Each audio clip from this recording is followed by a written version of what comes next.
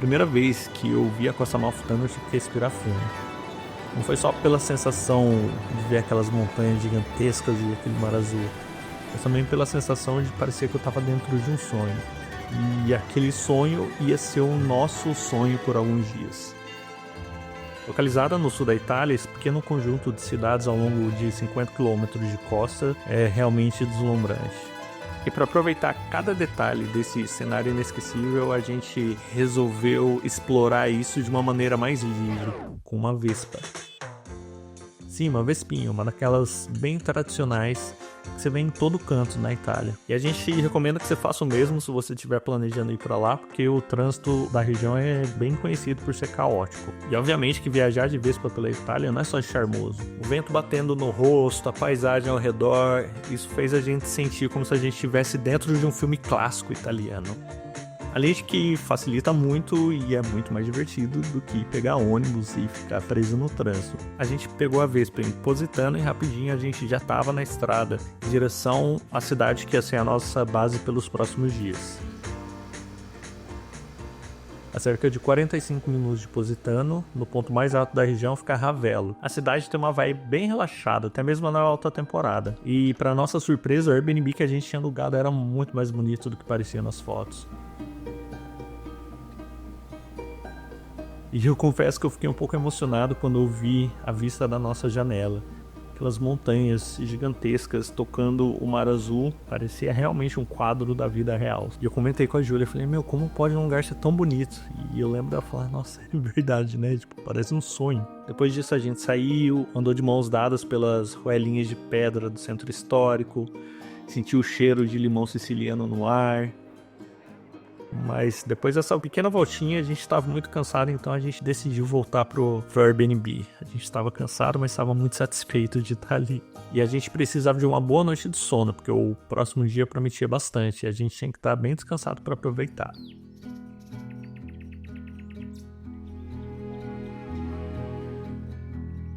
Bem, o novo dia começou com bastante calor, muito sol.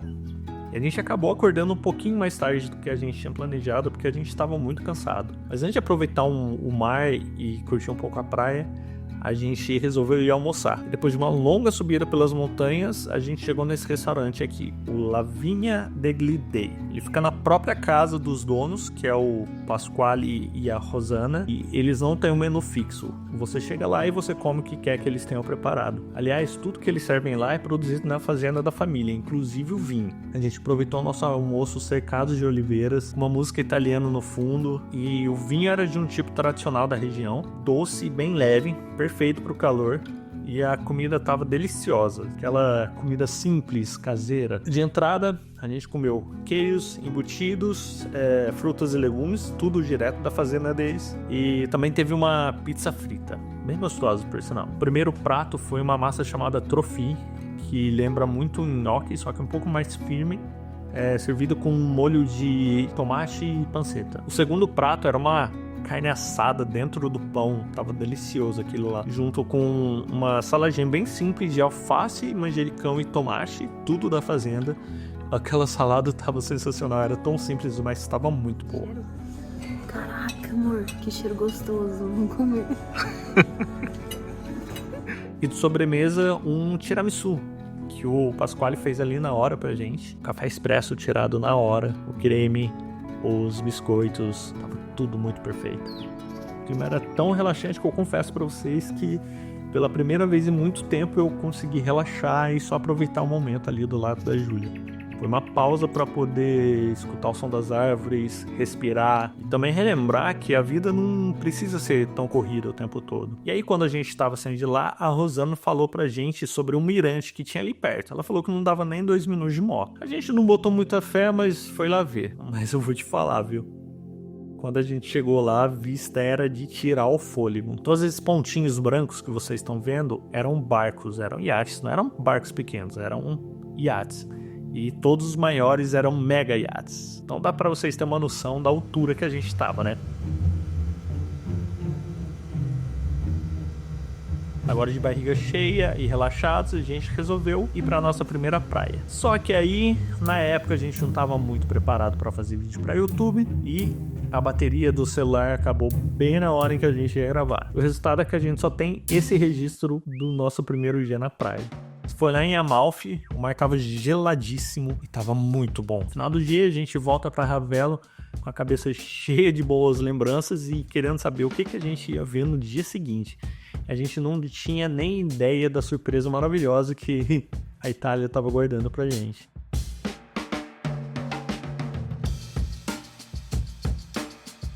Para começar o terceiro dia na Costa Amalfitana, a gente foi para um dos lugares mais sensacionais que a gente já viu, o Fiordo di Furori. É como se o mar tivesse recortado as pedras da montanha e formado uma pequena prainha ali. E essa praia, na verdade, era um porto usado pelos pescadores ali da região. Mas hoje em dia é uma das praias mais icônicas da Itália. Quem passa ali por cima, pela ponte, não tem nem ideia do paraíso que existe lá embaixo. Eu e a Júlia concordamos que essa praia com certeza foi a melhor que a gente já pegou nessa vida. Uma vista sensacional, água gelada, um clima tranquilo. O barulho das ondas às vezes só era interrompido pelo barulho de alguém pulando da escada que leva até o lugar.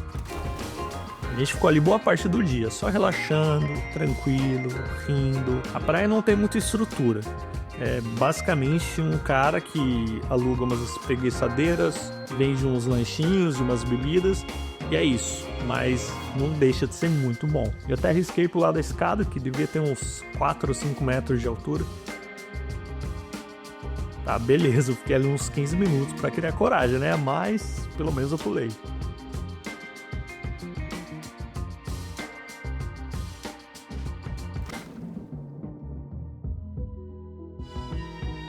Com o passar do dia, a fome aumentou e a gente resolveu ir pra Amalfi pra caçar alguma coisa pra comer.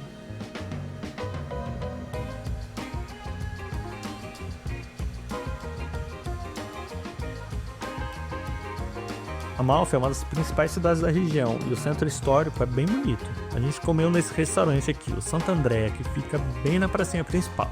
Geralmente eu evito esse tipo de lugar porque quanto mais perto dos pontos turísticos, maior a chance de que a comida vai ser ruim e cara. Mas nesse caso foi uma boa surpresa. Eu comi um girassoles que, se eu não me engano, era de panceta com queijo e a Júlia foi de nhoque.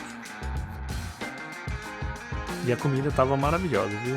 Vou te falar. Depois de um sorvetinho de limão siciliano como sobremesa, a gente resolveu pegar uma prainha ali em Amalfi mesmo. A gente não tem muita filmagem desse dia porque de novo a bateria do celular acabou. A gente não tinha levado uma bateria extra. Enfim, gente, a gente ainda não estava planejando fazer nada pro YouTube, entendeu? Mas a gente passou algumas horinhas lá. Depois a gente voltou para Ravelo e tomamos um vinho na pracinha do lado do Airbnb. A noite estava calma, a brisa batia bem leve e o sentimento era de gratidão. Era o nosso último dia ali, mas não importava, a gente só queria aproveitar aquele momento.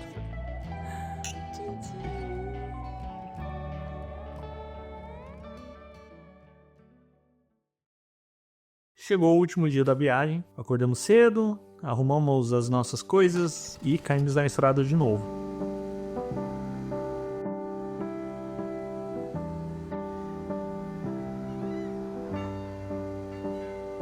Positano é a cidade mais conhecida da Costa Amalfitana, bem famosa pelas suas casinhas coloridas que ficam penduradas no penhasco. Parece até um quadro. Talvez ela seja um dos destinos mais conhecidos da Itália, do lado de Roma e Veneza. Por isso, está sempre cheio de turistas. No nosso planejamento, Positano ia ser a última cidade que a gente ia conhecer, já que a gente ia ter que voltar para lá para entregar a Vespa de qualquer maneira. A gente acabou passando apenas 2 horas ali, antes da gente antecipar a nossa ida para o próximo destino. A cidade é realmente deslumbrante, mas a quantia de turistas nessas ruazinhas apertadas e as filas para tudo realmente quebraram um pouco o clima que a gente estava procurando. Mas tá tudo bem, né? Nem tudo sai como planejado. E de certa forma isso até reforçou um pouco a lição que a gente tirou dessa viagem, de que você não precisa ticar todos os pontos turísticos. Que o importante é você estar ali, aproveitando o momento, em Ravelo, no Fiordo di Furori, naquele almoço simples no meio das árvores. Foram esses os instantes que realmente a gente guardou no nosso coração, não uma foto num cartão postal.